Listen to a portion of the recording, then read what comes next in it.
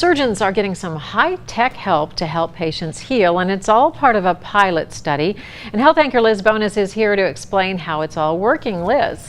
Hey Paula, good evening. The team at Beacon Orthopedics, one of the first in the country to participate in this new high-tech study. It's kind of like having your medical team through something called My Mobility, watching all the time. After years in pain, Cindy Price just had her second knee joint replaced. What's the rehab been like? Much better with this one. That's because, as her orthopedic surgeon, Dr. Chaudhary, told me, she knew what to expect this time around and what questions to ask. This is the piece that goes on the end of the bone. For those who don't know the answers to a lot of questions, there is now a watch for that. But it's already been designed by Zimmer Biomet, which is the company that we are using, along with Apple. Dr. Chaudhry's team is one of 16 health centers across the country, hoping to recruit up to 10,000 patients nationwide to wear this Apple Watch. And we're using the Apple Watch to guide knee replacement patients through their surgery.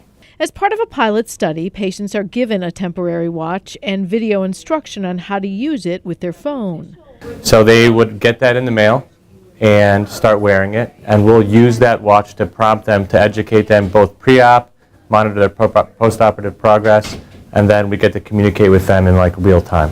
The goal is to do everything from improve short-term results to speed recovery. Also, we can also prevent adverse events because the new watch has a heart rate monitor and EKG function. So if anything is going wrong, we'll know about it sooner. The hope is that this instant communication with the phones, it's connected to the phone, you can take videos and pictures and then just send them to the doctor. Can help in healing and maybe give a lot more answers to patients like this one. I'm not concerned. Everything looks good. Please see me in the office next week as scheduled. Thanks. This study just launched, so no local patients are enrolled yet. It's a 2-year study, and you can find out more information at local12.com. Paula? Thank you, Liz. And right now they are using this for knee joints. It is expected to be expanded for other medical procedures.